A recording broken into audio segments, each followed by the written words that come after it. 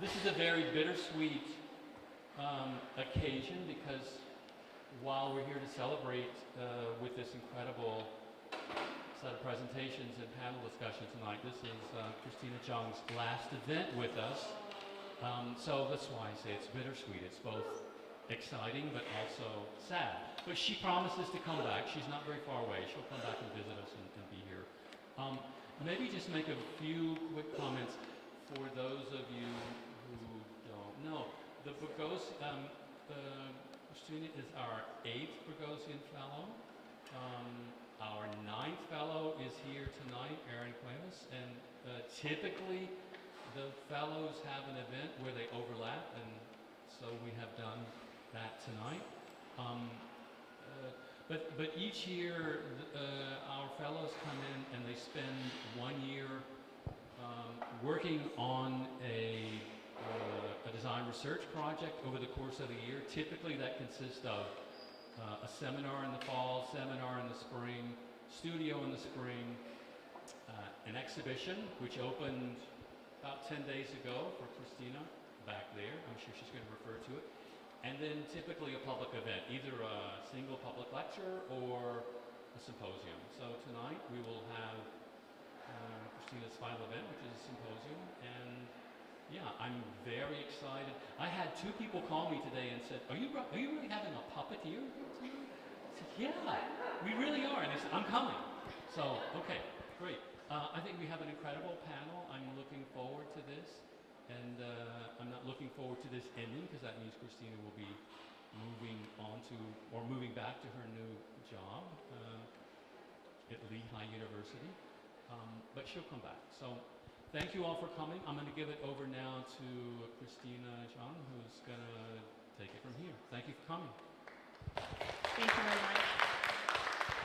And I want to invite my co-moderator, Jess, Professor Jess Myers, with us. Thank you. Thank you very much for the introduction. Just to introduce again, I'm Christina Zhang. I was the previous Boghosian Fellow at Syracuse University, and I'm now an assistant professor at Lehigh University, Art, Architecture, and Design. Hi, I'm Jess Myers. I'm an assistant professor here in the architecture department. And to open things up, we are going to read a poem from Ukrainian poet Ilya Kaminsky. We invited him here today, but although he could not make it, we want to really speak to how Ilya's poetry has been an orienting factor in both of our practices, whether it is the collection Dancing in Odessa, or his renowned collection Deaf Republic, which we highly, highly recommend. We're going to open the evening with a poem called We Lived Happily During the War. He also has created a poetry workshop for children who are sheltering in bomb shelters in Odessa, Ukraine. So if you want to look to his work and support those workshops, I highly recommend it. Thank you. We lived happily during the war. And when they bombed other people's houses, we protested, but not enough. We opposed them, but not enough. I was in my bed. Around my bed, America was falling. Invisible house by invisible house by invisible house. I took a chair outside and watched the sun. In the 6th month of a disastrous reign, in the house of money, in the street of money, in the city of money, in the country of money, our great country of money, we forgive us. Lived happily during the war. Thank you. With that, we welcome you to our symposium, Space Making Through Stories and Rituals, where we explore the dynamic intersection of narrative and social change. The panel we have today includes a diverse group of practitioners in storytelling. We have a puppeteer, a paper engineer, a memory forager, and a community storyteller, each offering unique insights into how storytelling can serve as a powerful tool for resistance, activism, and the decentralization of perspectives, so we can make room for stories of love, life, joy, kinship, memory, and power, true spaces of inclusion where everyone's voice carries equal weight. Our first speaker today, Selma Chatovich-Hughes, she's joining us on Zoom, and we'll hear from her first. She is a memory scholar who grew up in Sarajevo. She holds a Master of Architecture degree from UC Denver. Selma's self-taught practice of visual arts is a collection of individual and collective threads of memory. She discusses issues of transitional justice, accountability, difficult histories, identity, and place. She's recipient of several awards and research grants in collaboration with established institutions pursuing justice, peace, and sustainable future. She has been awarded the Paul Reed Peace Prize, the Lifetime Achievement Award for Historical Healing through Art. For the past 7 years, she has been teaching design foundations at the American University of Sharjah, UAE. Starting fall 2024, Selma will begin as a doctoral candidate in a PhD program in Cultural History, University of Turku, Finland. And thank you for joining us at midnight from Finland, Selma. Thank you, Selma. Elsa Sade is a multidisciplinary artist and mobilizer and political mobilizer. Over the last decade, she has been a musician, puppeteer, and street performer with several political theaters, including Bread and Puppet Theater and Red Wing Blackbird Theater. She has also been a grant maker, fundraiser, and program strategist for feminist funds and grassroots movement, such as Urgent Action Fund and Palestine Heirloom Seed Library. She bridges her practice with her lived experience in Lebanon, where she was born, and as an immigrant in New York City. When performing, obsessed with grief and turmoil embedded in folk songs and traditions of Bilad al-Sham and beyond, Elsa wants her art to serve as a doula of moments around metaphorical birth and death. Kishi Ducre is an associate professor in African American Studies in the College of Arts and Sciences here at Syracuse University. She recently served as co-director of the Center for Global Indigenous Cultures and Environmental Justice. She is a former AAS chair and associate dean of diversity, equity, and inclusion. She has authored works on environmental justice, feminism, and community-based research, including the book A Place We Call Home, Gender, Race, and Justice in Syracuse, and a co-edited volume entitled Addressing Environmental and Food Justice Towards Dismantling the School-to-Prison Pipeline, Poisoning and Imprisoning Youth. She also curated photography exhibitions based on her community-based arts research known as Photo Voice in New York, California, and Trinidad and Tobago. Dr. Ducre's first career was as a toxics campaigner for Greenpeace USA. She combines her experiences on the front lines of the environmental justice movement and academic training in geography and environmental sociology for contributions in the field of Black feminist geographies. And our fourth guest today is Ho'o. Ho'o He is a designer who has worked across the fields of paper engineering, toy design, puppetry, experiential design, and theater. She has worked with Disney, Apple TV, LG, Kiehl's, Target, and TJ Maxx. She is an assistant professor of product design in Lehigh University's Department of Art, Architecture, and Design, so we're colleagues now, and also an affiliated faculty member in the Institute for Indigenous Studies at Lehigh University. Ho'o has taught art and design studios at RISD, Parsons School of Design, and Pratt Institute. Her research centers on the use of modern design and manufacturing techniques, materials, and processes to create playful objects that advance the dissemination and normalization of Olele, Ike, and Mo'olelo, Hawaii, which are Hawaiian language, knowledge, and storytelling. We're very lucky to have her here. And at the very end of the symposium, I will pass my baton to Erin Cuevas, who is going to give the closing remarks as the 2024 to 2025 Harry de Boghosian Fellow. She's currently teaching and researching here a project titled Redefining Performance, which aims to advance independent, progressive, and emerging design practices, stretching architecture into adjacent artistic realms and localities, bridging disciplines and communities alike. Dismantling the privileged view in lieu of a shared stage, Erin's multimedia work advances the inclusive potential potential of scenography by employing the storytelling of underrepresented voices, site-specific public community events, and accessible emerging technology. Thank you very much for joining us today.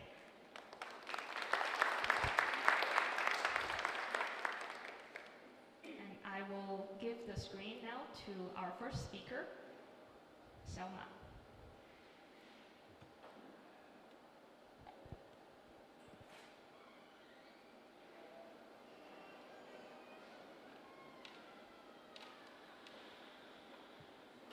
Okay, hi. Can you see my screen? Yes, and we can hear you too. Okay, I think I will put it in full mode. Maybe that's better. Okay. Looks good on your end? You can see it? Yes, we can. Yes. Okay, great. Thank you for having me this evening, even if it is in Zoom. I'm a little jealous I'm not there actually in person to join you all, but the remote participation will do. I'm going to try to very briefly introduce 4 projects that I've been working over several years now, and they all kind of follow the visual storytelling, but guided by this theoretical framework of cultural and collective memory and the intergenerational dynamics of the historical archives. Also looking into authenticity of memory and how collective narratives sort of become readjusted over time. And then finally, sites of memory and the disappearance or the lack of the real environments of memory. So on my 15th birthday, March 1st in 1992, the United Nations declared independence of Bosnia and Herzegovina, and overnight the Bosnian Serbs aggressors declared the war on the Bosnian people. Over the next 3.5 years, we lived under the siege in the city of Sarajevo. I'm just briefly showing a couple of images from that time and shortly after the war. The image in the upper left, you can see the concrete barriers along this road, which was actually a path to my high school. And these concrete barriers served as visual barriers to protect the citizens from the snipers. A couple of images show kind of readjustment really of the daily life and the landscape that we lived in. There were trenches dug up around the city between the buildings, and then in addition, another layer of visual protection, again for the snipers, was introduced in various ways. Also, people used the river and several smaller rivers that we have in the city as the water source for collecting water and also for washing clothes. I'm adding another anecdote here. The bridge that you can see on the image on the right was another path that I took several times during the war, which led towards my cousin's house. You can see that this small bridge was also covered with sandbags to create another visual protection from the snipers. And so 30 years since the Dayton Peace Agreement, which happened in December of 1995, which essentially established Bosnia and Herzegovina and the 2 entities, Federation of Bosnia and Herzegovina, which includes the majority population, which are Bosnian Muslims and Catholics, Croatians, and the second entity, which is Republika Srpska, which includes majority of the Bosnian Serb population. But over the years, the Sarajevo and Bosnia in general is spotted with all kinds of memorials and monuments. But as you can see in these images, most of it is some kind of a panel or plaque with names of the people that have been murdered in different locations. In some places, there's tributes to particular maybe soldiers or massacres, civilian massacres. However, a lot of crucially important places in Sarajevo that were actual battlefields have not been marked even since to this day. 30 years later. And so this political and memorial fragmentation that existed before the war got stronger during the war and then really prospered even more after is kind of shows this intricacy in the political system and the attempt to question the authenticity of our cultural memory. What you can see here is the image on the left is a memorial for the murdered children in Sarajevo, which is downtown. There's a fountain and these cylindrical shapes containing their names. And then not too far out from Sarajevo, maybe 20 minutes, is the image on the right, which is essentially a panel with the image of Ratko Mladic. This memorial is titled Trace of a Hero, but that hero, or the person they're calling a hero, is actually a war criminal from the Hague Tribunal who was leading the army of Serb Republic. So you can see the kind of the contrast between the two entities, between two cultural, between two collective memories actually that exist to this day. The systematization and individual digestion of trauma takes time, and sometimes the reconstructing memories takes actually a very long time. In Alexander Hammond's short story Coin, we can see that authors' personal experience have been used and fictionalized through the stories to kind of activate this memory scape that existed in the past, but it still is kind of concealed within a liminal space of the present. And so I begin with showing you some of my projects. The first one that I'm going to talk about was the most, and the projects, the 4 projects actually vary from the most intimate kind of personal storytelling through engaging the group of collective memory, through kind of putting it out and tracing the city of these memory traces, and then finally creating kind of a dialogue between the archives and the collective remembrance. So the first project was really a visual storytelling of analog memory. I used my personal journals that I had before the war and during, and it basically became this kind of visual timeline, taking the parts from the journal and my experiences and dotting it along the actual timeline down at the bottom, where some of the events and the dates were connected and drawn from the journals, and some of them were actually used from the world events that were happening at the same time as the siege.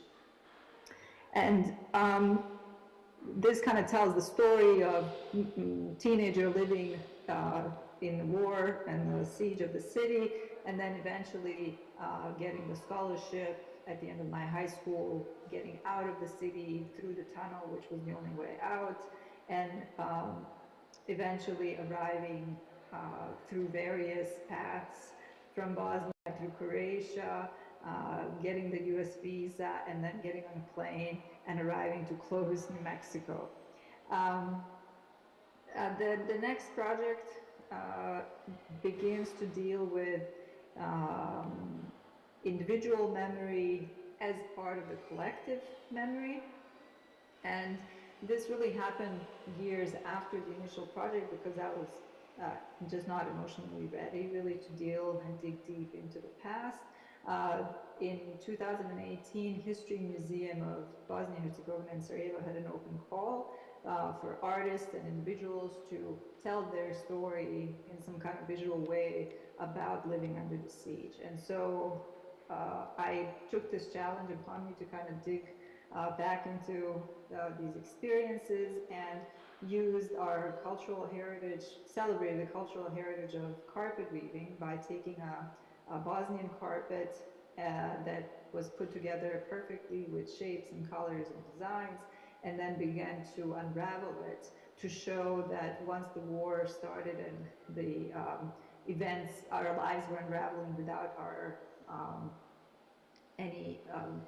we couldn't really do anything about it. And so this kind of points out the intricacy of the impact that the war circumstances have on an individual, but also on a group, and how we dealt with these unraveled threads during the siege and how we put our lives back together. The third project really deals about the city itself, taking the river, which was the actual natural divider between the kind of along the east axis, east-west axis, dividing the city into north and south, and it also was the actual physical barrier during the war. And the intersections across the river were major sniper areas. And so I began to look at the placement of the body in space and this protective layer through history and personal references. But the image on the right, upper right, shows the sniper veil that was actually used throughout the city to shield the citizens from the exposure of the snipers.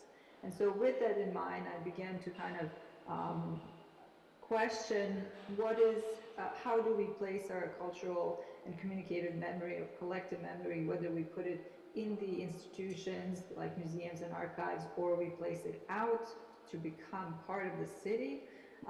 So this once kind of a invisible barrier that existed along the river during the siege. After the war, there was no mark or no trace that this, in fact, I'm sorry? This was a barrier that existed during the war. So the idea here is I've taken the screens that represent that time of the siege and the barrier and turned them perpendicular against the river, and creating this the invisible zone to become more visible and actually embedded with the facts and the stories from during the siege. And so the final project, which is my current focus for the last couple of years and leading into the PhD, is the idea of the forgotten battlefield. Not a single one, but I'm focusing on the western edge of the city. You can see in this diagram, the red line represents the siege, and then the pocket on the left side, the purple pocket, is the area that I'm looking at, which originally was under the Bosnian army, but eventually was lost and occupied by the Serb aggressor. What's interesting about area is that in a very small square footage, there were all three military groups: the Bosnian army, Serb army, and then also Croatian units. So it created a very kind of a dynamic, actually, place and the battlefield. The secondary, and you can see with the comparisons, satellite imaging comparisons, this was a flat, open area, fields mostly and very rural. You can see the green lines, which are actually the trenches that were dug during the war, a real battlefield, right? But then 20 years later, in 2022, these images show a completely different picture. It actually shows the erasure of the war and any signs of the siege or the battlefield, because it has been built up with housing and mixed retail units. This project started as a small grant and looking into the archives of the Hague Tribunal. And so compiling and going through this archive made me realize that so many of these documents are very diverging and very opposing narratives that are being created by two, sometimes three sides. And it took some time to actually analyze and try to compose this kind of a woven story between the two and three sides that existed on that site. The second part of this project is a much more personal. This is the battlefield where my father actually went during the war and where he was killed in November of '92. So with all that information, I began to analyze the site with these monoprints, trying to understand kind of the movement of the soldiers through the trenches and the barriers, and then eventual erasure that happened actually in the city. The site visit, I'm just going to show some of the traces that still exist, these leftover ruins. But the one that really struck me the most when I actually visited it in 2022 was this piece of relic from during the war. It's an abandoned factory that has been used, that was right on the line, on the front line, and the major battles happened there. And what was interesting is, in the middle of this kind of gray winter in Sarajevo and dark skies, there was this green moss that was just vibrant and living in this abandoned space, kind of surviving on its own. So the resilience through nature after 30 years struck me as a compelling fact. And combined with the archives, the research that I've done, and taking this sort of resilient piece of nature together, I've created, the grant kind of ended and culminated into an exhibition that existed of 3 distinct parts. The first part was the documentation, and these, it was a linear element that represented the Hague Tribunal and all of the files and cases that were either solved or discussed or just never really been actually resolved.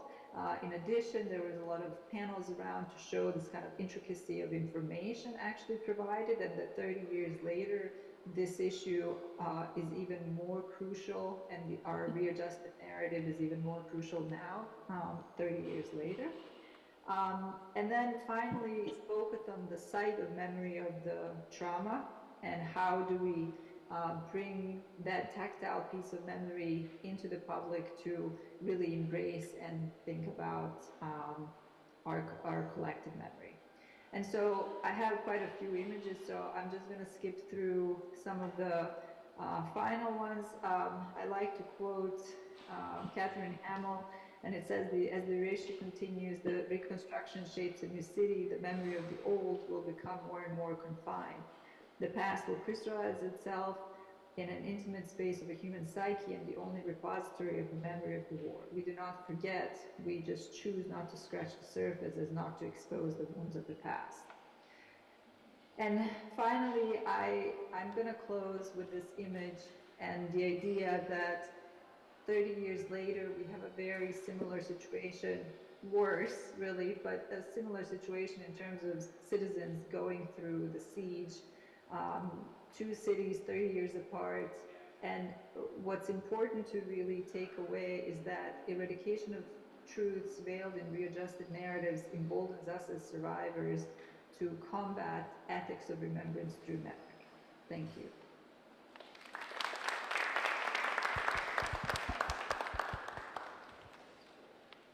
Thank you very much, Selma. I'm sure people will have a lot of questions very soon after everyone's presentation. Thank you very much for sharing with us. And then next presentation, we want to welcome Elsa Saide, our puppeteer. Thank you.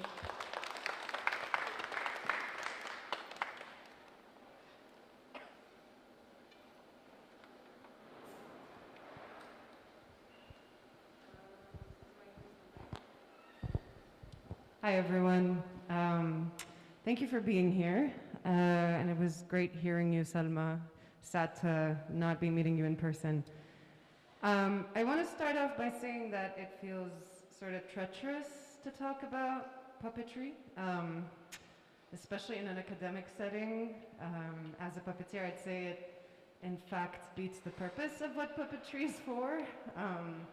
And non-verbal birthing, bringing an imperfect recreation to give meaning and uncover truths, verbally or non-verbally, that were there all along, but as a result of comfort and or convenience, could not be seen for what they are. At least that is the form of puppetry I've been practicing for the past 5-6 years.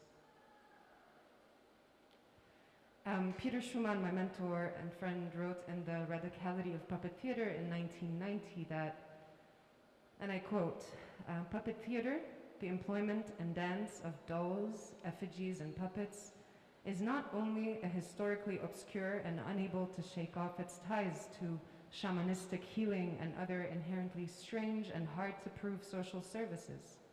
It is also, by definition of its most persuasive characteristics, an anarchic art, subversive and untamable by nature, an art which is easier researched in police records than in theater chronicles, an art which by fate and spirit does not aspire to represent governments or civilizations, but prefers its own secret and demeaning stature in society, representing more or less the demons of that society, and definitely not its institutions.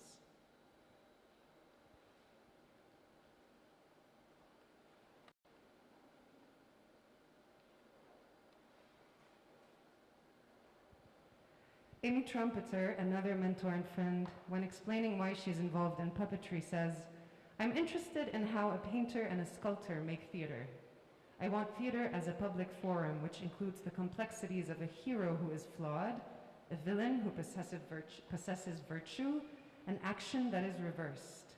The vocabulary of puppetry is the material object which both frames ideas and leaves space for the mind to move through." This is Amy Trumpeter in Skirt as Stage with a Punch and Judy show. At this point, I also want to quote a piece on sculptural effigies. The sculptural effigies which try to give meaning to our public places have long ceased to represent public heartbeat and yearning. The liberating momentum of sculpture in puppet theater lies in the fact that it provides a better raison d'être for sculpture than that of sculpture's retirement into statues, be they in private chambers or public places. In the puppet theater, sculptures serve as a quasi-narrative purpose. If narration is understood as the revelation of an inner world, and if we allow the possibility that the narration hinges on and is inspired by sculpture. So here you saw Amy Trumpeter actually sculpting clay, and then she paper machéed on top, and even all those colors are paper maché. And this is the story of Hannah Arendt, in the way she narrates it, in a story of 3 different characters. One is Hannah Arendt, the other is Sojourner Truth, and the third is Sunskoma Manukwe. And this is Cantastoria in puppetry. I learned so much from the both of them, Amy and Peter, and through their theaters. And through them, I was able to look back at my own experiences with puppetry and my own history of puppetry lineage, as well as how to be and make space in the current world we live in. It actually all started with my grandma's wrinkled hands, pre-linguistic, fingers up, hands shaped like they're carrying a little ball, twisting in opposite directions as she sang to my younger baby siblings, their eyes watching her hands and hearing the soundscape of her voice.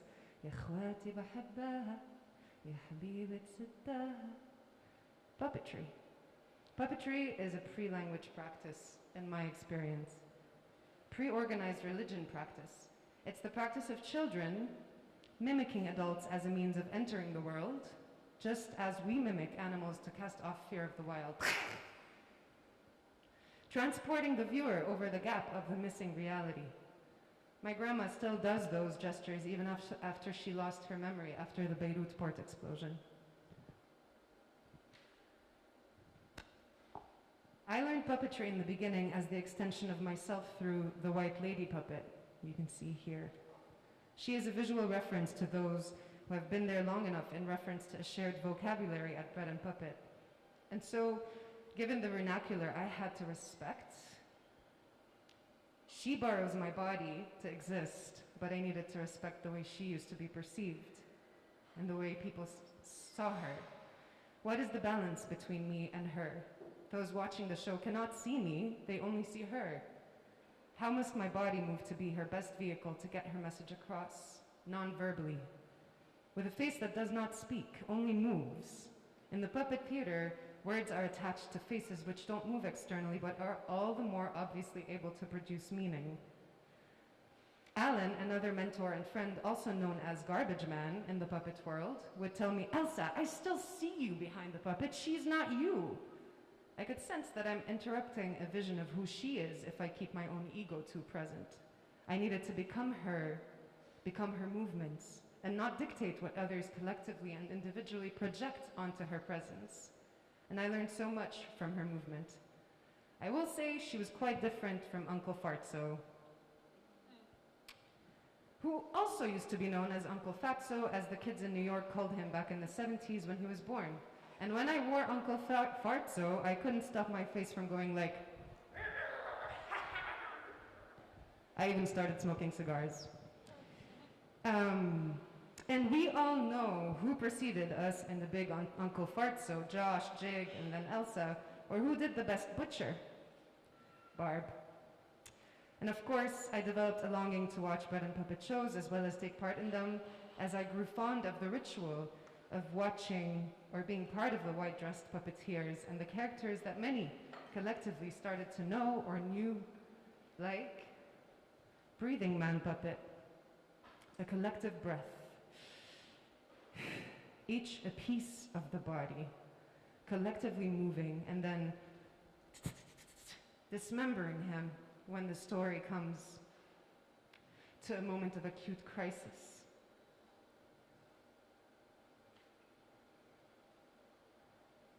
Or watching a pageant where big puppet imagery collaborates with nature, to even have the will to be one of the many animators of a big puppet for the sake of another set of folks watching and projecting on a scene you're creating together, a ritual. The power to project individually, collectively, and the power to revive a moment, like an embrace with a backdrop of swaying poplar trees, like smelling an explosion miles away while hearing birds in the soundscape. I'm going to show you 2 examples of pageants.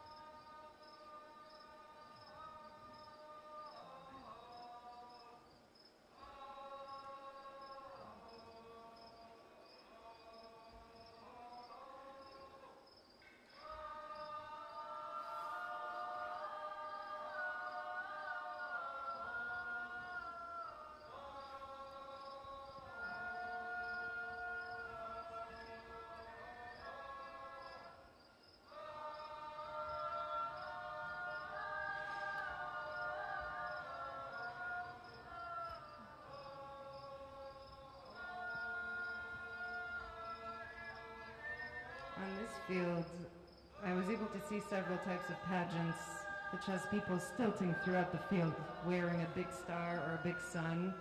And you can see there's definitely a communication between the puppetry and nature and the landscape around it. And I don't know what you're thinking about right now, or what this is making you feel.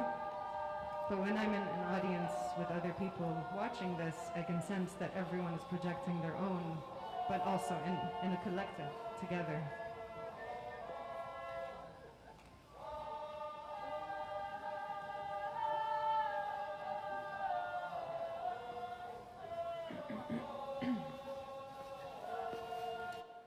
This is another example.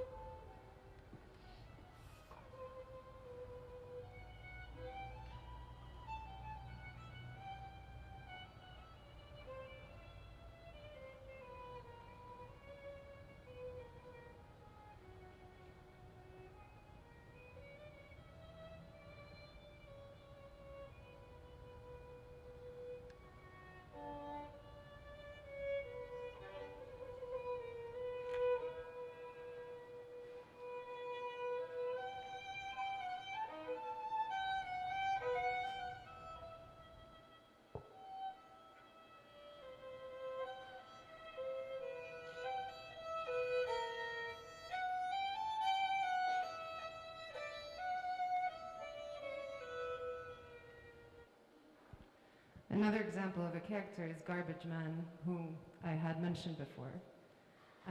The working class man who cleans after all the acts versus the ones wearing black in a theater who strike between acts, invisible. He's actually quite visible. We know Garbage Man and he's watching the show with us. Alan has had the same Garbage Man puppet with him for 40 years. Linda had brought him and Bobby to become Garbage Men. The last time I saw Alan, he had become the last of his generation's Garbage Men, with Linda now having lost most of her memory and Bobby gone with the stars only 2 months ago. But here's a story about Linda. She had totally forgotten everything, but the moment she stood in front of this Cantastoria, Hallelujah, which she had narrated for years before she lost her memory, she was able to narrate it without any paranoia, forgetfulness, or hesitation. See the world! And she kept on going.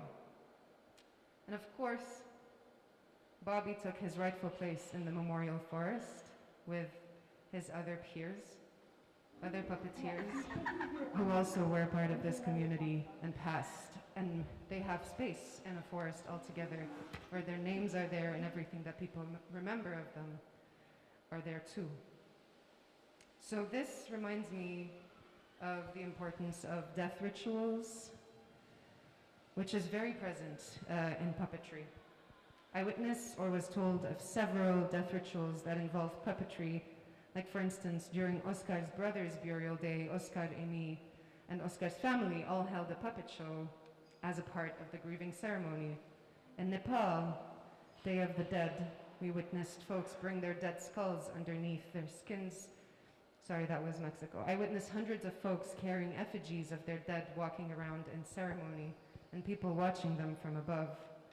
This was just one of them.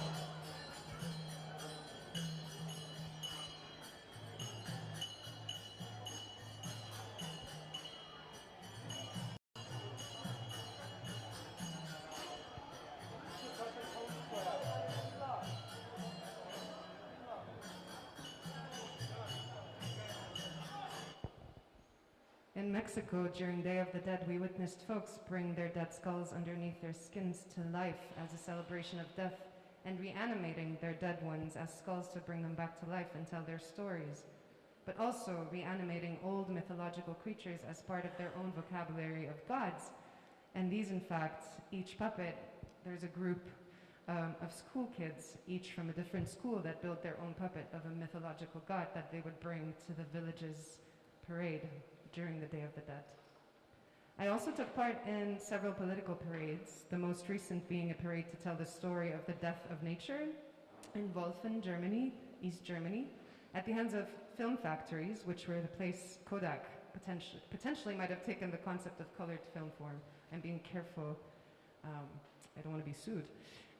So locals there wore devils, businessmen, chemists, village women, and clowns with a big Mother Earth puppet, which I was under, and musicians leading the way, parading across a very conservative neo-Nazi town. And in fact, that parade was interrupted by a car demonstration by the AfD, which is like a neo-Nazi right-wing political party, where hundreds of cars just stopped us from going any further before they could drive through and scream their slogans of immigrants out.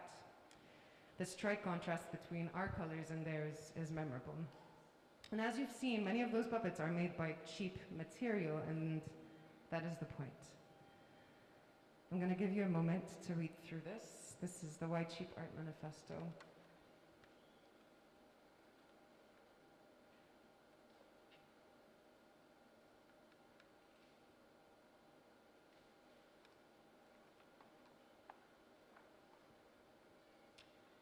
And at the moment, I can share this with you if you'd like. At the moment, I'm sitting with my own ancestral lineage of puppetry with Caracos, who's said to be the great-great-great-grandfather of Casper, Punch, or Petrushka. Quoting from Metin An's book, Caracos is the title role in the shadow theater, so the theater itself is also called Caracos. Many legendary accounts have been advanced regarding the origin of the Caracos. The most popular of these relates how, during the reign of Sultan Orhan, 1325 to 1359, A mosque was being built in Bursa. Hajivat was a mason and Karakoz a blacksmith. Their conversation was so humorous that all work on the mosque ceased. The Sultan was very angry and hanged them both. However, he was later filled with remorse.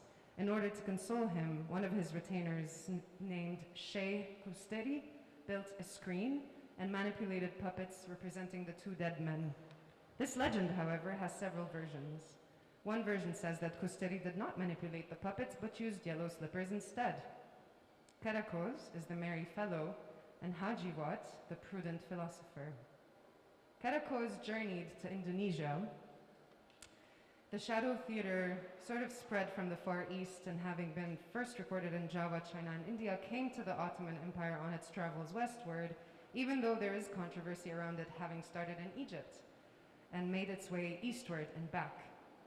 And in fact, when I was in Bali, I had the opportunity to sit with a puppet master who helped me build a shadow puppet out of dried cow skin. In the process, he told me, see how much time it takes and how much meditation it takes to make a shadow puppet, albeit a monkey. You know, in Bali, a puppet master is considered a priest because to birth a puppet requires meditation, and to watch a puppet show allows meditation and truth-seeking. As such, during cremations and ceremonies, puppet masters receive fruit and gifts of all sorts. Of course, I thought, puppets and masks had been regarded as vehicles in which the descending gods come through for one to speak with in the past. In Acropolis, the hospital is by the theater. The temple and the theater is one, for nightmare processing, healing, getting out of one's head. And I'll leave you with this question. Does the idea of doing with art more than art still exist? Are the arts interested in more than themselves? Can puppet theater be more than puppet theater by giving purpose and aggressively back to the arts and make the gods' voices yell as loud as they should yell? And if I may, I'd like to ask you to say one note with me and keep at it, because at some point what really drew me to this puppet show is the fact that I experienced ritual in collective. Imagine a big 5, 6 big paintings of black trees and big faces just rolling around on this stage. And then a white lady comes in, a white puppet lady comes in, and she walks through those trees and those big faces. And then the whole crew, as they're holding puppets, start going like, oh.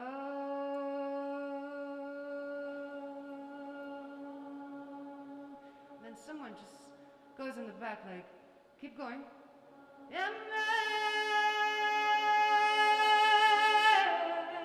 Imagine the trees, those big faces, just stumbling on the stage while we hear that sound. Keep going, higher.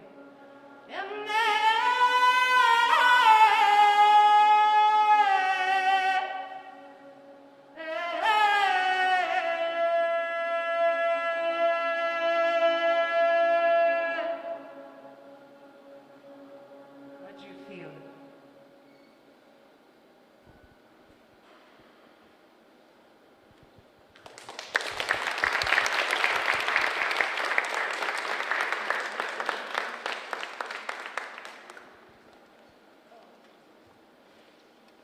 Thank you very much for the beautiful experience we just shared. And our next guest, we want to welcome Professor Kisha Dutta.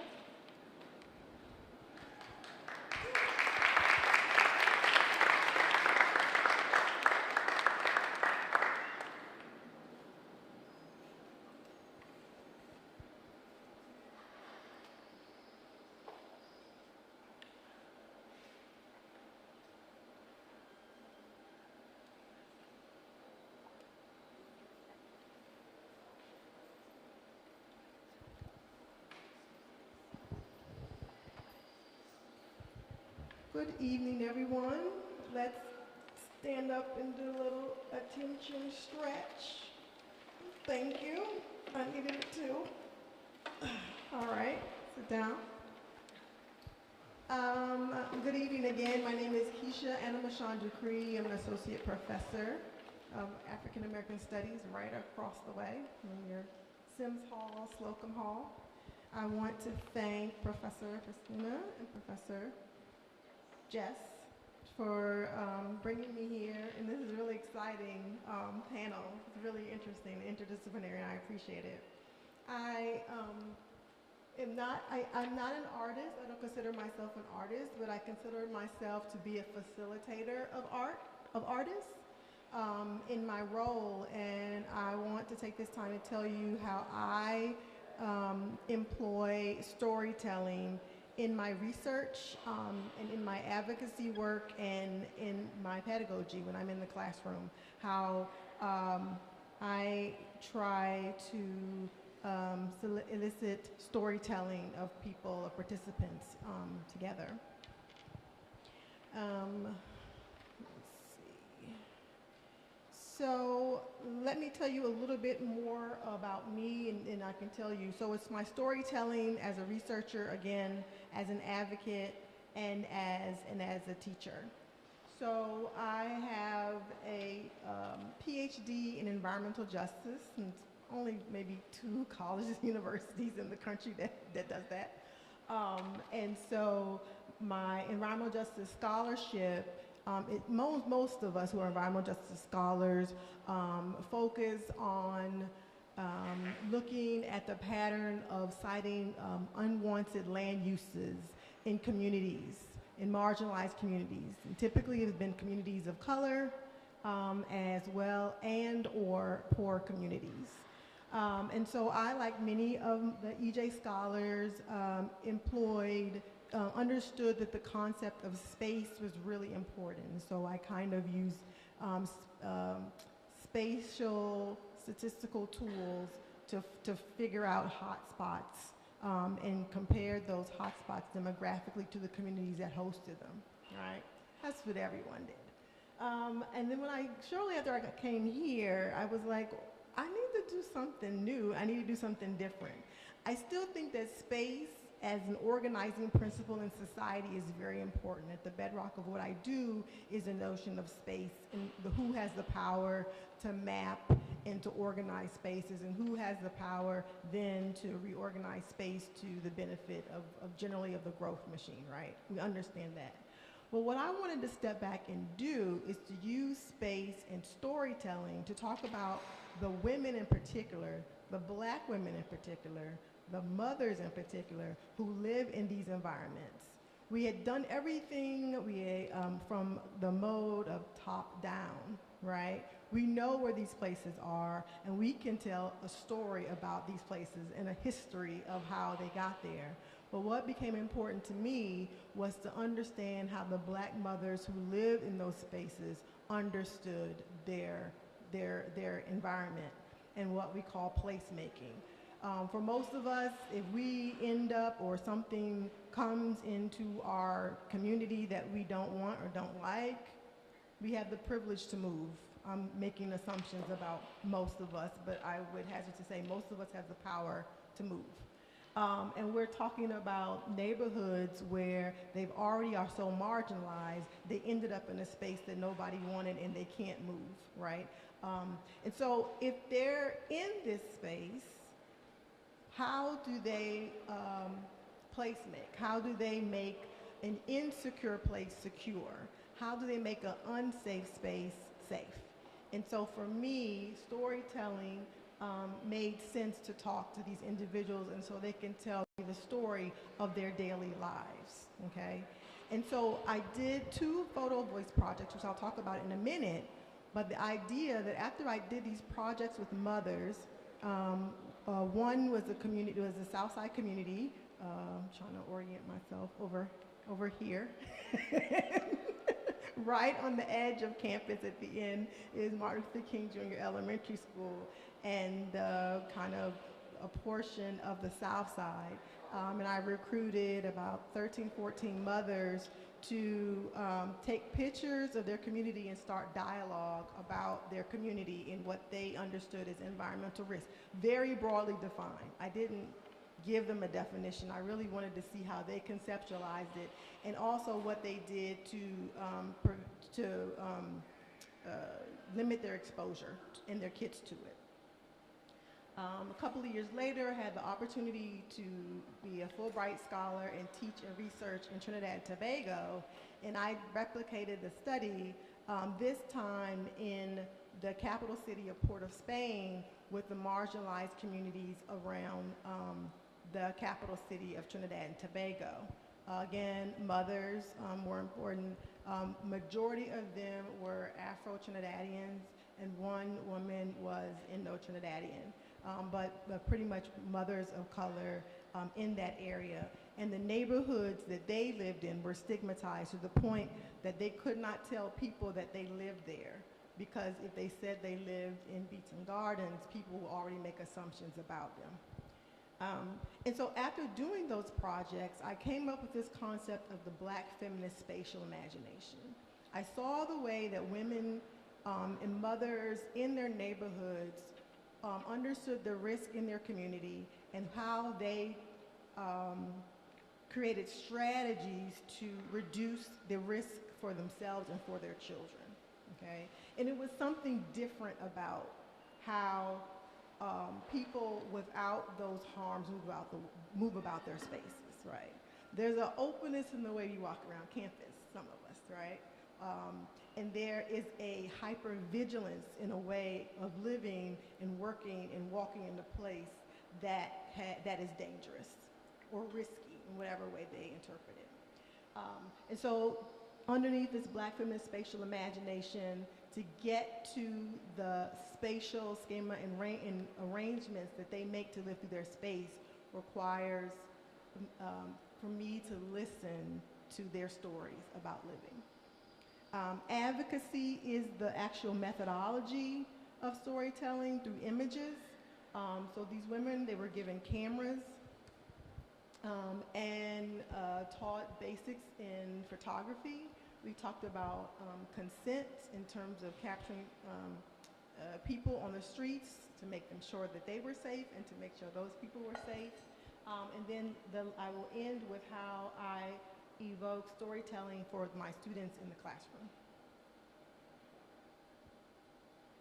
Okay. So really quickly, what is the Black feminist spatial imagination? I'm gonna go from the bottom because I've talked about it already. It is a conceptualization that came from doing the two photo voice projects that I talked about in the South Side and in the communities around Port of Spain. I knew that there was something different about the way the women engaged in their work and how they negotiated with space to reduce their risk for themselves and their children.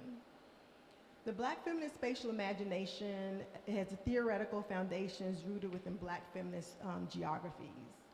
And I have a quote that I cannot see here, but I can tell you that the key inspiration for my ideas about the Black feminist spatial imagination and my general orientation around Black feminist geographies comes from Catherine McKittrick, who wrote a book called Demonic Grounds, Black Women in the Cartographies of Struggle. I'm almost at the point where I can quote it like a Bible, which is probably creepy, but it is a really good book, and I recommend it as kind of an entry point into the discussion about Black geographies and Black feminist geographies. One of the things that McKittrick points out is that Black women are invisible.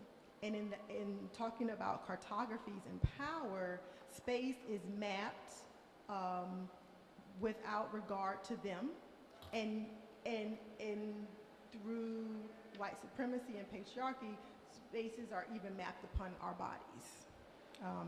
Given the rhetoric of today that concerns about our bodies are mapped and made wholly distinct from ourselves and our own control.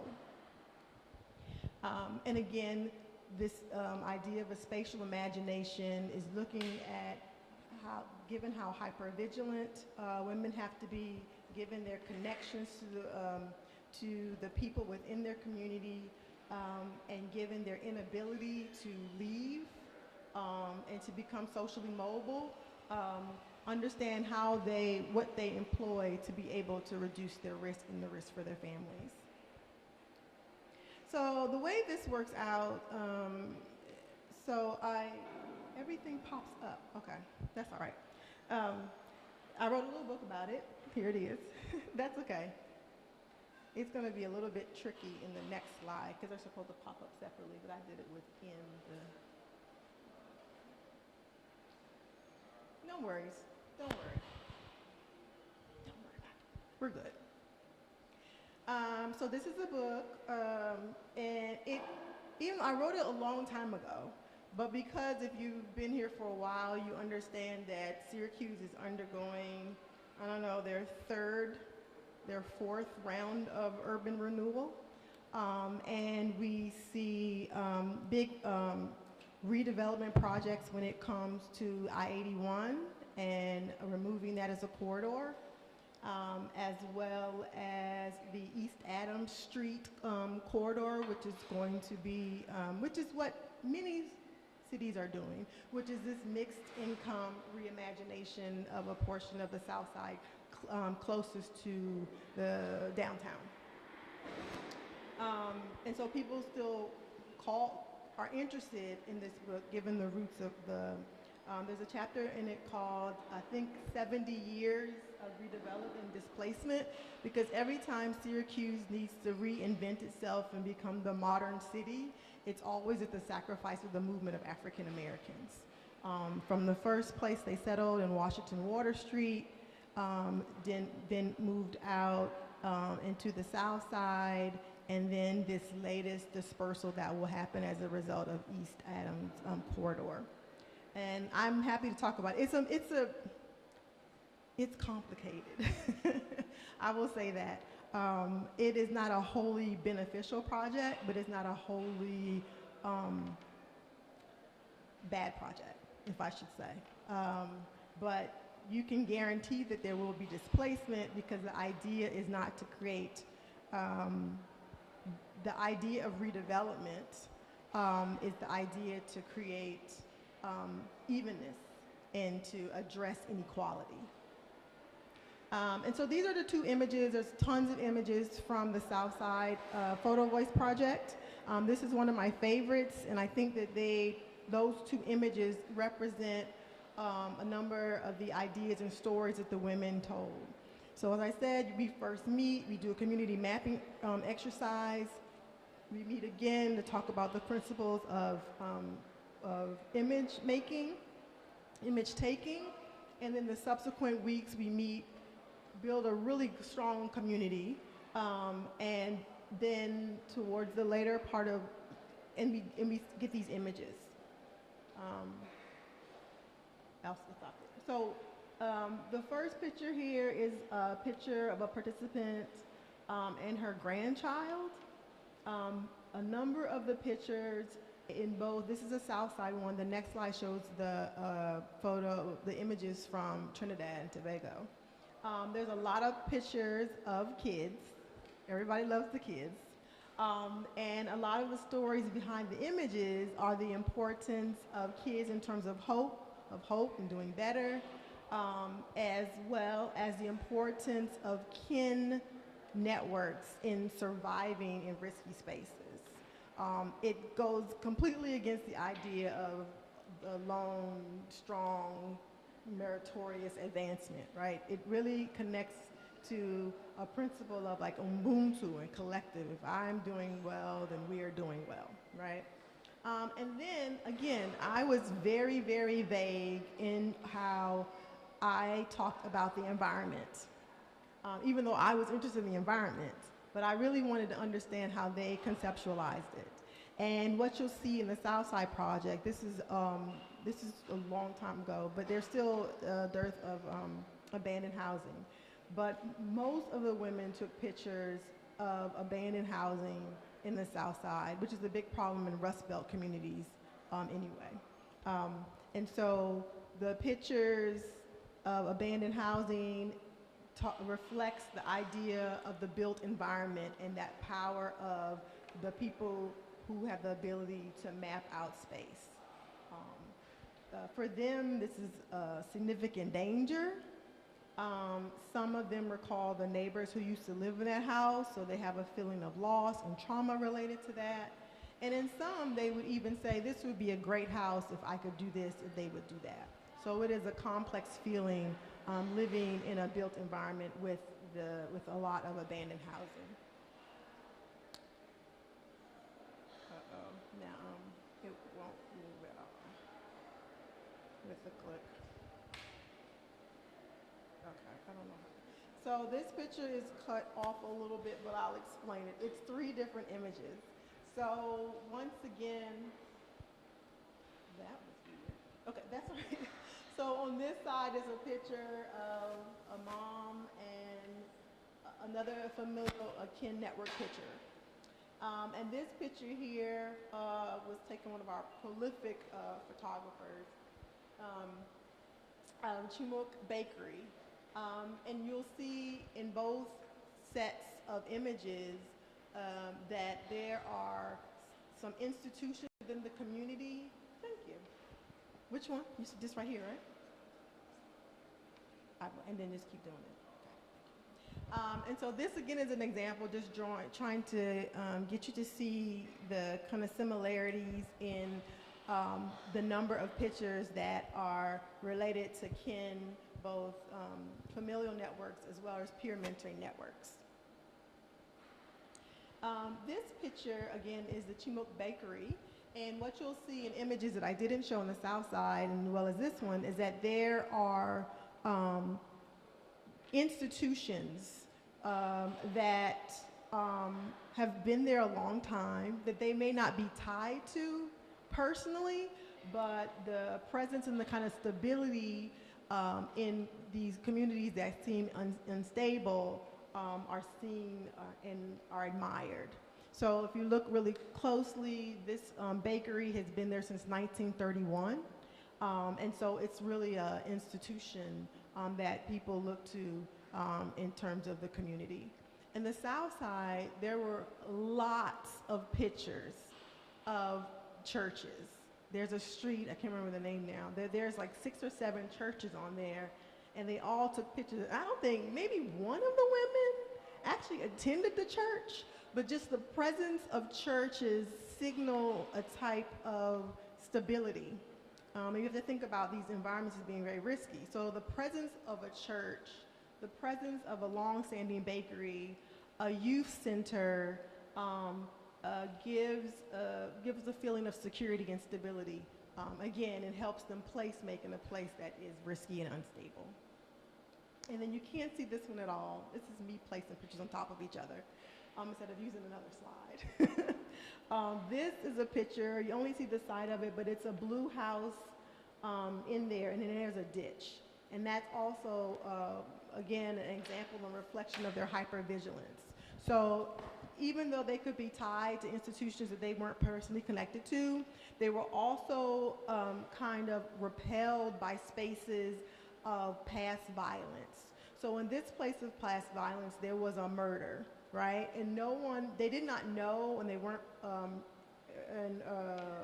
related to the person that was killed here, but they understand that that marks a dangerous spot. So, and you see that in both of them, that any place that had a mark of violence was considered a space to avoid. And if you live in a neighborhood that is really insecure, there are several marks of violence that you try to avoid. In the case of the South Side example, there is a zone that is marked unsafe by women that's right in front of an elementary school. So you cannot avoid it if you're walking to and from school to retrieve your kids. And then the exhibitions part of it. So the stories that they tell towards the end, they're asked to assemble the pictures, and they're asked to present their images to the public. What is it they want to show? And that's a really important part of the Photo Voice exhibition. What do they want to present to the public? They bring their family and their friends, and we also invite community leaders to see how they envision their community. And so these are a couple of pictures from there. There's someone talking about theirs here. This was done, the bottom one was a community folk art center.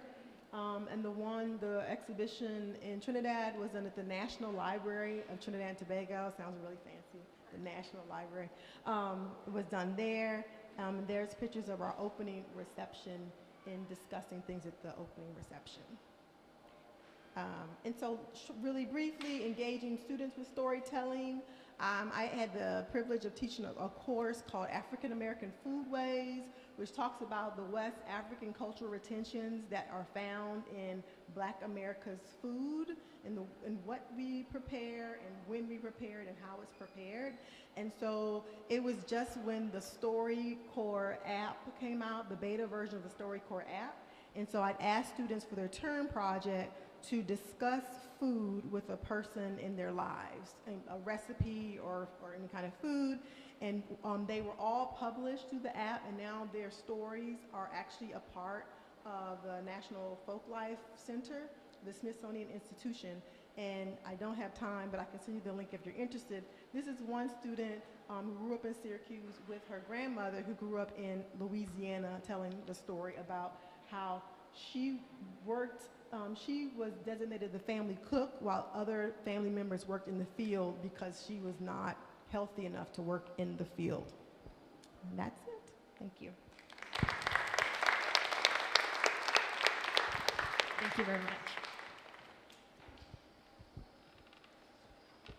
Thank you very much. And last but not least, we have Ho'ohi as our next guest.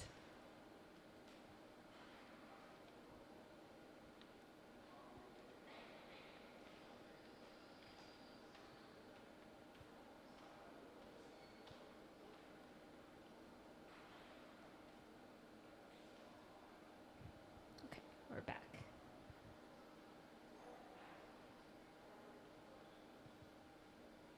Sorry, the HDMI cable is breaking the computer.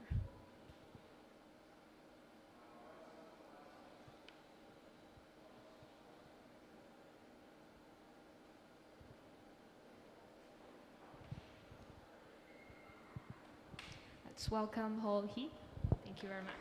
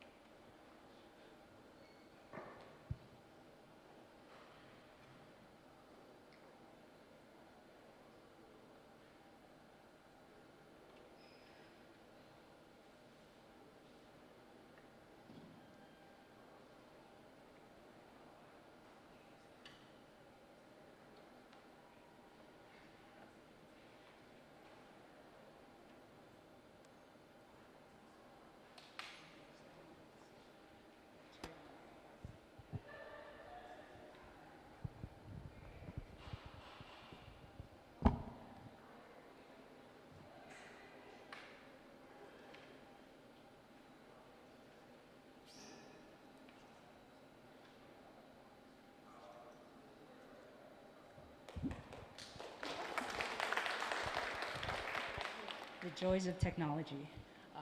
So, as Christina introduced, I'm Ho'o. Thank you for having me. I'm a professor of product design at Lehigh University. But whenever I'm asked what I do, who I am, professor is not quite right for me. So I thought I would start by reframing myself. O'wau ho'o ulunona lani. I'm Ho'o. My name is in reference to Halley's Comet, which was in the sky when I was born. He kanako iwiao. My ancestral bones are of Hawaii. I'm a teacher. This is a bent laminated swan some of my students made in my form bending class at Lehigh. I'm a designer. I design many things. These are stills from AR filters that I designed as part of a curatorial collective called Icons at Play for a New York City Jewelry Week exhibition. I'm a paper engineer. So this is the very first paper automata I created. Everything is made out of paper, including the mechanics.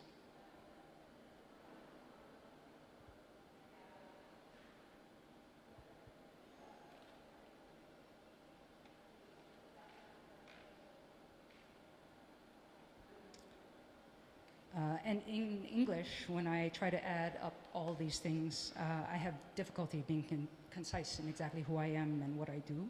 However, Olelo Hawaii, words have a multiplicity of meanings. And when words are combined, the meanings multiply. These layered meanings are known as kaona. And as such, I think the best way to express who I am is he kanaka ho ka eo eo au.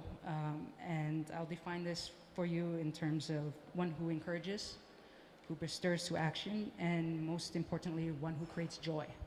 And the joy component is key for me in the things I create.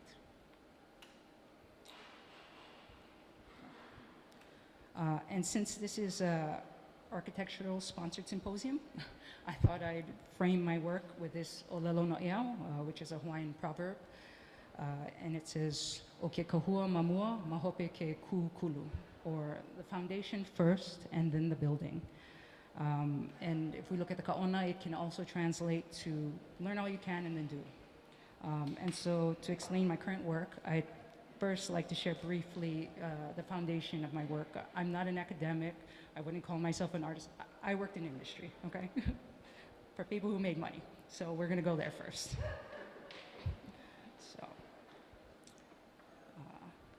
I've worked in theater, building sets and props. This is at the Huntington Theater Company. This is a production of Fences. I've designed experiential events, exhibitions for organizations, corporations, and people who are really loaded. I've made puppets move. I've worked on the internal mechanisms for the helpsters. And since Christina framed me as a paper engineer, I thought I'd expand on my paper engineering. But I've made paper pop in various ways. For example, this is a plane that jumps through the clouds and off the page and leaves a delicate note of admiration in its wake. These do get illustrated after, but as I'm the paper engineer, I think it's beautiful in white, but I'm biased. I've made standalone objects that emerge larger than life.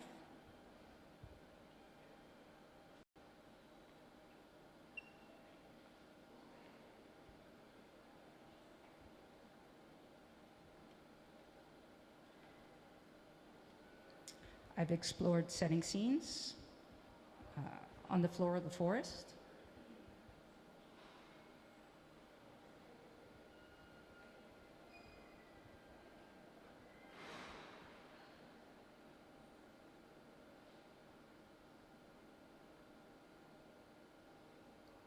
As well as in the ocean.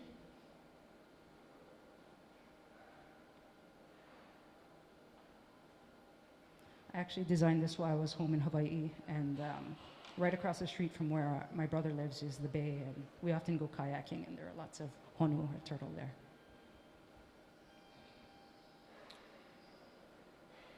Hawaii is very much a melting pot, and so for Lunar New Year, my Uncle Ike would gift these red envelopes to us kids. So this was my playful way of kind of making it rain, Poke style or Chinese style.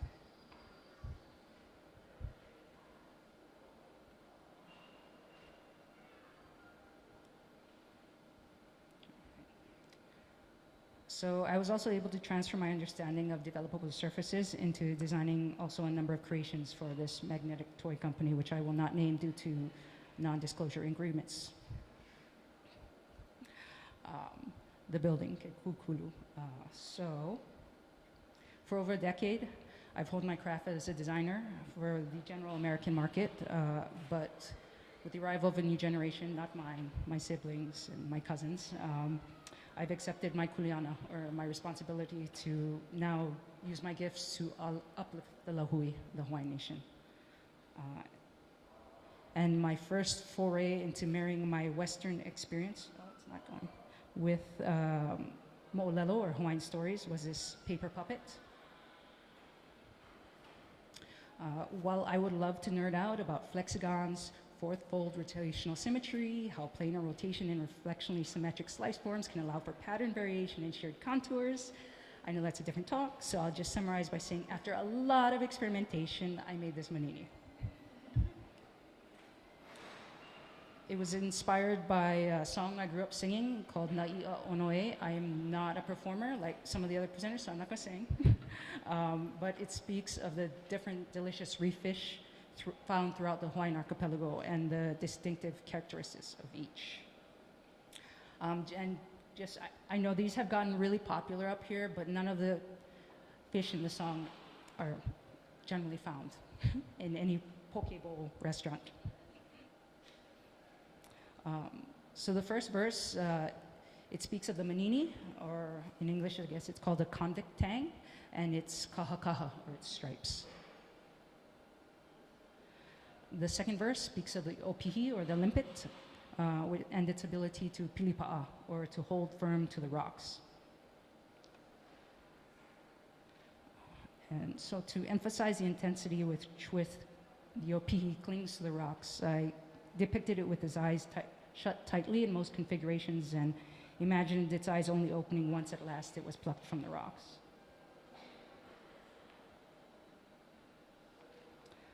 I have yet to complete all 8 verses, but I was able to share this simplified version of my original manini in a workshop with the Movable Book Society. The original 17 components were reduced to 8, which are actually you can make yourself if I give you this little handout. And the fins were added so users could easily puppet the fish in what I imagined the way it would swim.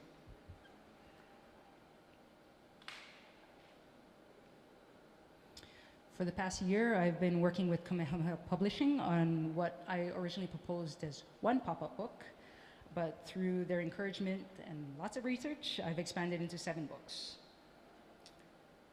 The series honors the songs and stories of Winona Kapoi Lohia Manono Kalani Deshe Beamer, Auntie Nona. She's a renowned teacher, composer, hula master, storyteller, and a fierce advocate for the perpetuation of the Hawaiian language and culture. My parents, especially my mother, were among her students, and so I grew up singing a lot of her songs. These songs are the foundation from which the pop-up books are being built. So the first series is composed of 4 songs, 4 books, 1 per song, or 1 book per song, each of which were written by Auntie Nona in the mid to late 1900s.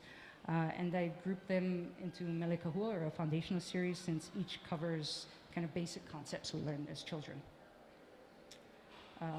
Sure you know, the pi'apa, or the alphabet, in Hawaiian, the letters are a, e, i, o, u, he, ke, la, mo, nu, pi, ve, and the okina, or the glottal stop, is also a letter. My name is often misspelled. The glottal stop goes this way, not the other way, but for next time. Oh, sorry. These 13 letters represent a simplified standard Hawaiian alphabet that has evolved since our language began to be transcribed by the American missionaries in the 1820s. Pre-contact, there were a much wider range of sounds and therefore letters. The second book is, Helu Helu Papa, or it's counting, and again we follow the Western-based 10 system, but in traditional Hawaiian culture we actually use the base 4 system. Namahele o Kekino, or the body parts. Again, the words used and body parts chosen for emphasis reflect our modern Western outlook. So the word piko is defined as belly button or navel. It's the way it's most commonly used today, but when you factor in the figurative kaona, it can also mean the top of one's head or one's genitals. Also the word for heart, pu'uvai, is given. However, it's really of no major importance for us traditionally. We thought that the na'au, or the gut, was the source of our thoughts, our feelings, including those of our affections. And last in this first foundational series is Eia Kekaula, or Here's a String. When chanted, the words were often accompanied by a dance in which participants would make these string formations. Auntie Nona's chant is meant as more of a game for children, where they make a string mask that kind of goes over their eyes and nose.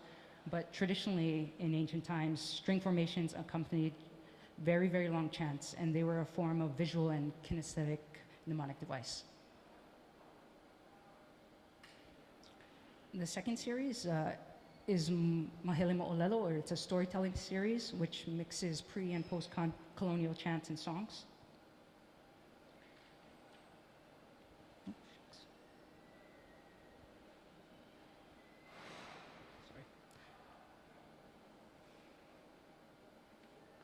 there we go, sorry.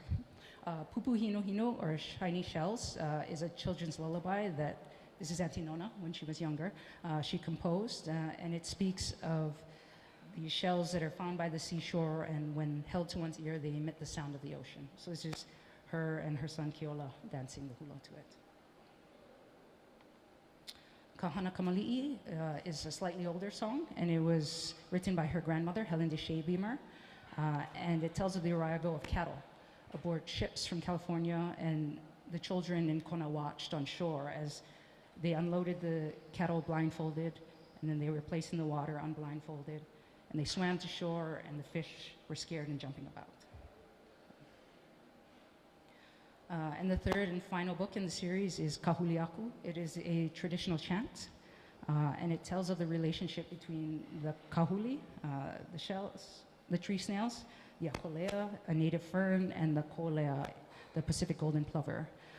It's said that in the ancient forests, the sounds of trilling notes could be heard as the kahuli sang in thanks to the kolea. Sadly today, like much of the flora and fauna of Hawaii, of the hundreds of original species, most are extinct. There are only 13 remaining. And as the books are currently transitioning from the research phase into like a storyboarding phase, I'm sorry I don't have as many fun visuals yet. But to get a feel for the books to come, I do have some white dummies, or that's what we call them, prototypes, white prototypes of the pop-ups that I submitted for my initial proposal.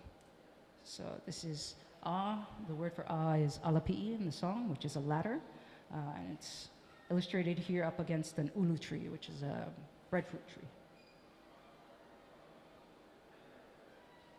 E is elepaniokekai, which is a walrus popping out of the sea. We don't have walruses in Hawaii, but the whaling industry was a big deal at one point in history, so we do have a word for the walrus. This next one, Ipu Haukeleave, is an iron pot. I haven't gotten to this spread yet, but these are some formal experiments if you want to see what happens way back at the beginning when we designed pop-ups. I make these, I have an idea of what I want to make, and then I just kind of experiment with what forms I can create with different types of folds. So I'm attempting to make a lau, which is a combination of vegetables and meat wrapped in tea leaf. So it's kind of in this form. And I'll eventually place it within my iron pot. Again, very early prototype. Mahiai, it's a farmer's digging stick. This is super early, like I think it's the first one I made, so it's horrible. But I'm just trying to understand the layout and some of the movements. And the final va'u is upa makani, which is a bellows. So you know, the device for stoking fires, but it's a little outdated, so I decided to use a literal translation of wind scissors and reimagine it as a foot pump to inflate this stand-up paddleboard. So in addition to the book series, I'm currently working to create modern toys based off of Ike Kupuna, or ancestral knowledge. This is kind of one of the traditional toys. It's called Pala'ie. It's a ball and loop toy. On the right is an illustration I created as a mock-up for a proposed imu puzzle. And the imu is an underground oven. So it's to teach children the exact order in which you're supposed to place all the things. The project is in partnership with Ka'umeke Ka'eu, which is a pre-K through 12 public charter school in which Olelo Hawaii is the medium of education for all subjects. It's located in Keaukaha, here, on the island of Hawaii, and it sits on and adjacent to Hawaiian homeland, which is land that is theoretically set aside for Native Hawaiians of 50% or more blood quantum. Keaukaha is an oceanside community, and it's famous for its brackish water ecosystem. It includes these naturally forming ankyline pools. We call them lokovai, much easier for me. And they're one of 6 types of loko'i'a, or traditional fish ponds that are found throughout Hawaii. The prominence of the loko'i'a within Keaukaha and the significance to the community as a sustainable form of aquaculture has made it a good topic for the subject of the toys. And we're currently in the process of translating some of these structural components into the design of a wooden construction toy. The pieces that we're looking at making are the pohaku niho, alo, haka, and paapale, which are all stones for creating the wall, the pu'uone, or sand ridges, and the auwai, freshwater canals, aukai, saltwater canals, makaha, sluice gates, and halekiai, which are guardhouses. Again, we're just in the prototyping phase, but these are some existing toys from which I've taken inspiration from, and some architecture for you all. The design details, they're also being guided by patterns that are found within kapa, which is our textiles, within kakao, our tattoos, and ulana lauhala, or pandanus weavings. By introducing students to these general concepts and nomenclature of loko i'a through play, it's our hope that they'll be more engaged later when they take part in the hands-on learning that exists in the curriculum. So this is them at the loko i'a working. There's also a secondary component to the project, which is a companion high school program. Students, we hope, will learn to use CAD/CAM software in conjunction with CNC mills to manufacture the base loko i'a toy, as well as to create these add-on components, such as fish, seaweed, and taro. We're really looking at it as this holistic approach to education. So everything is created within the school and used within the school. And it's consistent with Hawaiian epistemology, which is quite important. Community is quite important to the culture. And so thank you for having me and allowing me to share my work. My parting words are pipi holo ka'au, as I'm trying to revive some of our traditional things. It translates to, it is sprinkled, the tail has fled, AKA the end. So thank you.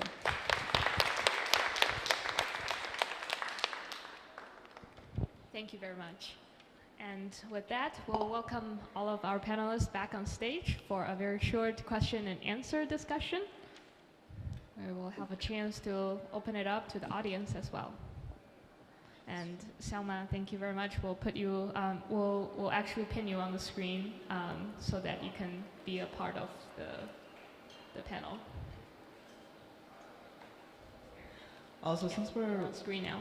Since we're running a little behind, Christina, I think maybe I'll ask a question, you'll ask a question, then we'll kick it out.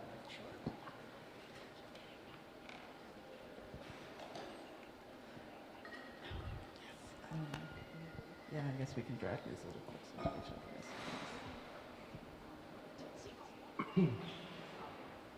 So thank you so much for joining us, and thank you everyone for sticking with us.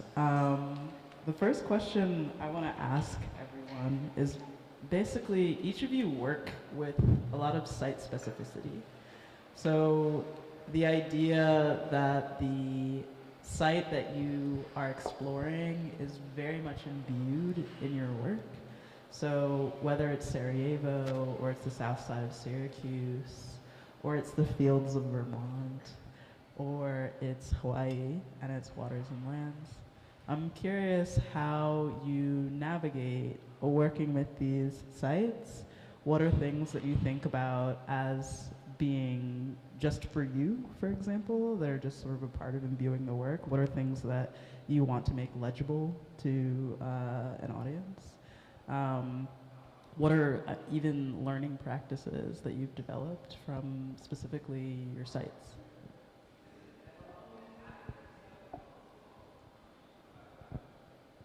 Selma, feel free to jump in whenever, and I'll also hand the mic.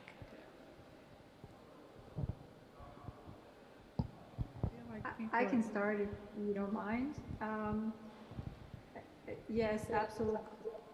The site is very, it is sort of the most integral part of the research and the exploration that I've been doing. And it's interesting actually because I grew up in Sarajevo. I was born there and lived for 18 years before I moved away to the US originally. But it seems like, probably like any other city in so many ways, the discoveries are constantly happening. Rediscovering of your own city is quite an interesting phenomenon. But I would say more specifically, the city as a site of this traumatic memory keeps surprising me actually, in a sense of, especially when I'm sharing the experiences of the site with other people, regardless whether they're from Sarajevo in Bosnia or come from the outside. For example, this year, earlier in the year, in March, when Christina came with her students and when we went for, they went on many walks around the city, but I joined them and took them for a tour of the forgotten. It was quite amazing to kind of hear the reflections afterward of the students pointing out things that perhaps I knew they were there, but they were highlighted in a different, from a different perspective and therefore given a different meaning. So I think the site and the city itself is constantly open for being redefined and reinterpreted, which is, I think, a very valuable part of doing this type of research.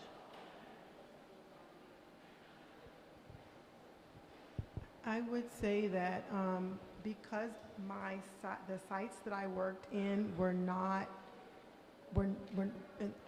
opposite to your experience. It was they were not my native sites, and so that put me at a disadvantage, which was very comfortable for me because then people will explain things to me in a way that they wouldn't explain it if it was my home.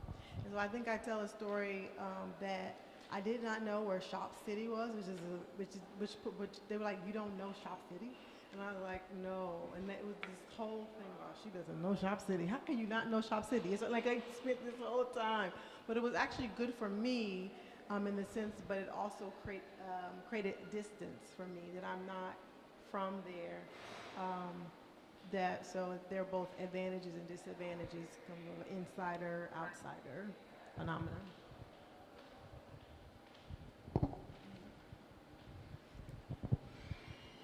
So since I'm working with Ikekupuna, or ancestral knowledge, most of that obviously comes from the land and having been there for thousands of years. However, the school that I'm working with, I'm not from there. I'm from a different island. My ancestors are from that island, but I'm not aware of as many things to that specific location. And so working with them, it's important that I suggested something and they were like, no, maybe this instead, because it's unique to them. And so it's important to take that into consideration, I think, when I do my work. And my work is also a way for me to return home, maybe not physically, but spiritually and mentally. Right now I'm kind of at a waypoint. I've been half of my life here on the continent now, and it's an odd sensation. So in doing this work, it's important for me to reconnect. I guess for me, the site specificity is not just Vermont, it's just where the circus tent opens up or where the skirt is that goes up to become a stage for puppets. And I also think it's where my mind and other people in the scene's minds are at, and where other species are at. Like, for instance, in Vermont, it could be the cloud, the tree, the green field, and over here it could just be my hair, and I could bring up a puppet there. What it really is so malleable in a sense, and I think it's more in the form of the puppet and with whom you are in conversation. Like, for instance, I'm in the process of developing a skirt-ass stage show about Kerakos, and I think he will have different stories depending on the site he will be in, just like a Punch and Judy show, but more ancestral, in my ancestral lineage. And so I think the site is always who you're with and where you're at and how the story will be malleable enough to take the shape of... Yes, I guess that's my sign to stop. Thank you for these responses, Christina. Thank you. And I have one last question, and then after that, we can also give it to the closing remarks. My question, I guess, is about this general sense of like storytelling as a way of dealing with everyday and living with everyday trauma. All of us, you know, in the stories we tell is about the trauma we experience or witness. So I'm wondering, I guess, how you see storytelling like becomes a tool of living with trauma.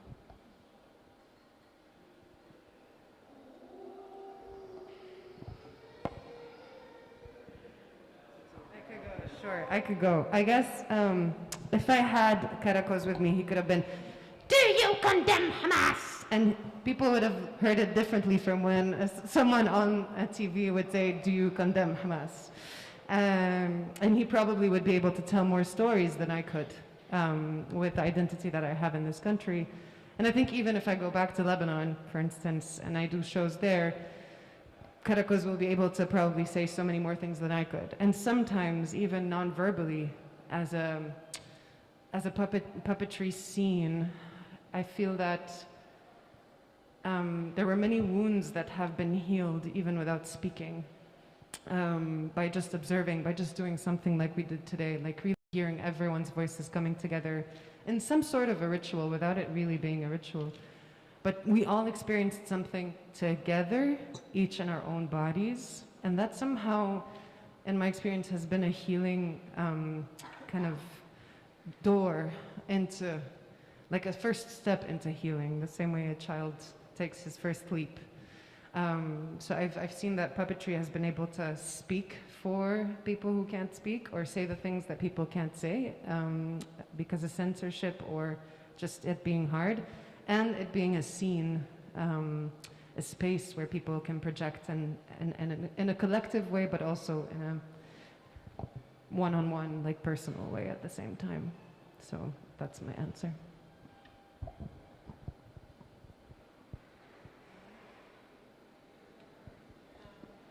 Very quickly, I think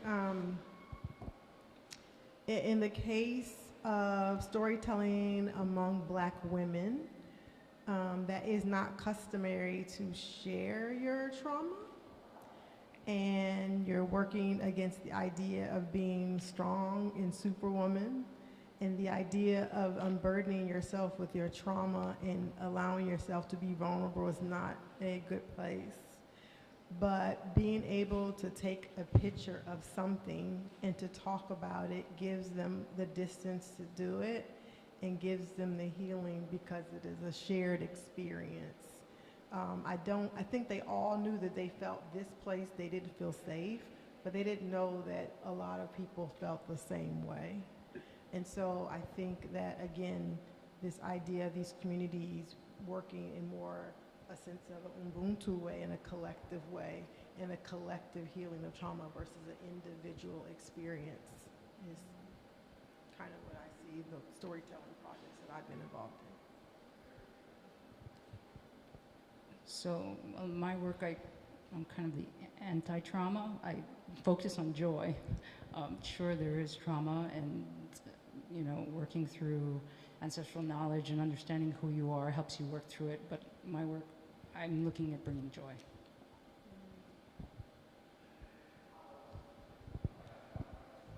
I would just add, I guess in the post-conflict societies, the oversaturation of stale politics for decades in the kind of this recovery period really makes people appreciate, I would say, a different point of view, different perspectives of the things that they kind of already know but don't want to really talk about, and also don't want to forget. And so this especially reflects sort of using visual storytelling in different ways, from sculptural work to arts, different types of arts, photography. It really begins to kind of bridge the intergenerational memory, because what we have in Bosnia is unfortunate, because the new generations that are in schools now are not really learning the history according to the sort of verified archival information that exists out there. I could easily say each of the three sides serves the history as they like and teach the children their own history, right? Which will no doubt have issues for the future to come. And so using, and another part is that the society and the people are kind of tired of the same rhetoric, the same cemented narratives that exist and that have existed for the last nearly 30 years. And so using a different approach, using for example, presenting the archival information in a more visual way that actually engages and makes even younger kids and generation curious about who said what, having the three perspectives presented in the same place is what we need to begin to kind of dissolve those hard narratives that have been served to us for so many years. And in introducing different ways to tell the stories, to tell the history and our collective narrative, also produces and facilitates different platforms for a variety of people. So in other words, to participate in this repository being built and refilled with stories. So you don't have to be only a historian or a politician to contribute to these. You can just be an ordinary person who is actually extraordinary person with their stories, individual stories that build together into this collective narrative. Thank you so much. Should we throw it out for one, just because we're running a little behind, let's throw it out for one question and then off to Erin to conclude. So does anyone have a question for our panelists? All right. Hi, thank you. Hi, this is a question for all of you. As someone who's lived in Syracuse for 6 years now, went to school at the SOA, I've noticed there's a lot of illusion around us, performance. So what I'm wondering as a community activist, how do we lower the risk in truth-telling for the people we're working with? Also, how do we encourage truth-telling without putting them at further risk in their communities?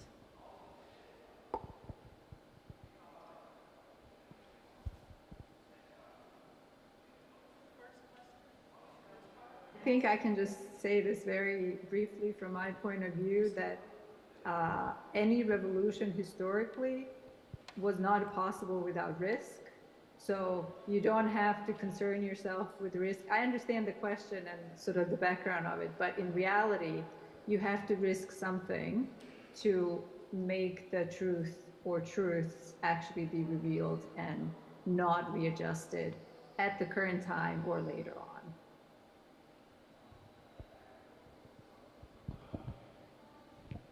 One example I heard from elders in the community that were in New York City and who used to do puppets is at some point in New York City there was a law that you couldn't cover your face, and many of them were having like face puppets on their head, and eventually they just started putting it on top of their heads with an elastic whenever a policeman would come. There's also a lot of anecdotes about whoever is able and has a good relationship with the police, just make potato pancakes on the side while we do our thing. I don't know, I really think, I mean, back then they had so many more openings than we do and more possibilities than we do as this generation right now, but still, I think there's always a chance to be creative and think of different ways and the different privileges people have in one group and how each of them could be utilized differently. While you do what you need to do, someone else is doing what they could do that you can't. I feel that in my experience that's how risk was lessened, whether in my organizing or in puppetry. Also, Amy, for instance, as a skirt as stage, the moment she would go on a ferry, for instance, she would do it illegally, being on a ferry and doing puppet shows. And whenever police would come, she would just lower the skirt as if she were just like a regular person. So it's just like about, I guess I'm just being philosophical here, but these are some examples I've heard from elders that I found really inspiring to really think of creative ways to just do what you need to do and seek help for someone else to do something that would help you do what you need to do. That's it on my end. So for me, I think that, especially in the Hawaiian community, there's power in numbers. And so when people show up to protest, you don't protest alone, you protest in numbers. And that's a way of finding safety and community and getting things done.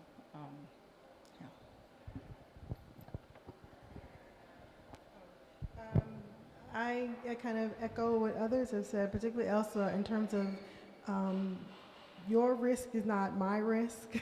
What you think is something that is simple may not be simple for me.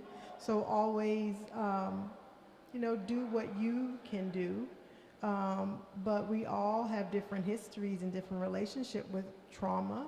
And so something that you may think is not very risky could be. So many times if you're trying to get people to do something, you just have to save the space for grace, and you might be the only one to do it. And some may follow along, or you might complete it on your own. But it is very, it's not a good idea to push people who aren't ready to go. You might be alone. Numbers great, but they may not be ready, and they might see you and follow, but they might have another calculation that's more critical for them at that moment. You gotta respect it. Thank you very much. I think that was a very powerful discussion we just had, especially about why we storytell and why we need all the voices to come together to think about the multiplicity of human experience. And with that, I want to, in the end, welcome Aaron Cuevas, the next Boghosian Fellow, to deliver the closing remarks. Thank you so much, Christina and Jess, for bringing together this incredible panel. You all are so amazing, and I'm so inspired by all of your work. Each one of you presented work that was so uniquely different and personal. But I really liked how, Christina, you introduced the panel, where you said, we explore the dynamic intersection of narrative and social change. Architect, visual thinker, thinking about Venn diagrams and that idea of narrative and social change and what lies in the middle, and having that as a framework to see all of these different presentations where everything is so unique and individual and personal, but sort of falls in that middle of that intersection. And as I was thinking about that, I started jotting down some other intersections that I was noticing as themes between all of your work, expressed in very different ways. But sort of as a diagram to kind of tie everything together in that middle intersection. I noticed this wonderful intersection of research and practice, and that's not something to be taken lightly, because a lot of times it's really easy to fall into one world or the other, where everyone here is able to kind of straddle both of those worlds, which is really incredible. Some idea of a Venn diagram between tangible things and intangible things, verbal and nonverbal, being able to materialize memories and thoughts and cultures and histories that are inherently immaterial through the vessels of all of your different types of mediums and work. I think there is that intersection of celebration and destruction, the idea that there's not light without shadow. We've talked about trauma and war, but also joy and happiness, and leveraging that balance, that middle ground, to create the stories that you're telling. I think that, I don't know what the right word is, but there's something between power and playfulness, or power and magic. The ability for storytelling to act as a vehicle, to transport an audience or performer greater beyond the world that they're in. And that creates agency, that creates voice, that creates authorship in all of your work, which is incredible. And then lastly, I'm really inspired by, this was brought up in some of these last comments, but this intersection of bravery and sensitivity. There's a lot of vulnerability in the work, there's a lot of honesty in the work, and a lot of self-reflection that I'm really inspired by in your work, while also being sensitive to all the communities that you're working with, asking the right questions, and being able to bring people together in ways that are really sensitive to each of your communities' stories and heritages and rituals. And with that, I want to kind of close this baton passing by talking about I guess it's a game. It's called Exquisite Corpse. Does everyone here know what that is? You know what that is. Everybody in architecture knows what that is, because you do it in first year. It's like the first assignment that you do. But it's basically it's basically you, someone starts a drawing, you pass it to the next person after you, and you continue off of that drawing and continue on. You don't really see, and sometimes when you play the game, you don't really see what happens in the beginning. So what results in the end is this sort of like beautiful compilation of sketches that creates a sort of figure or a corpse as a result of everybody's contributions to that sketch. And since I've started this fellowship, like 3 weeks ago, I've been thinking about this a little bit.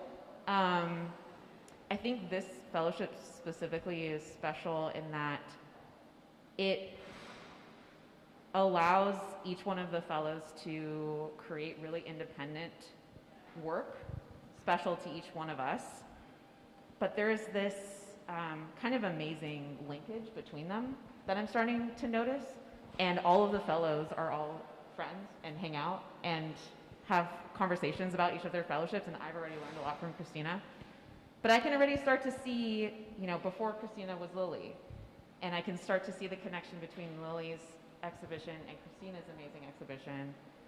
And I'm really excited now to see what I create that will be inherently inspired by what you've made and this incredible panel that you're closing with. So thank you so much for all of your work.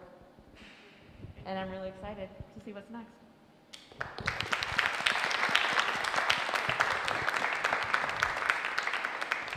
Thank you, everyone who stayed in the audience and on Zoom. Thank you very much. Have a great evening and live.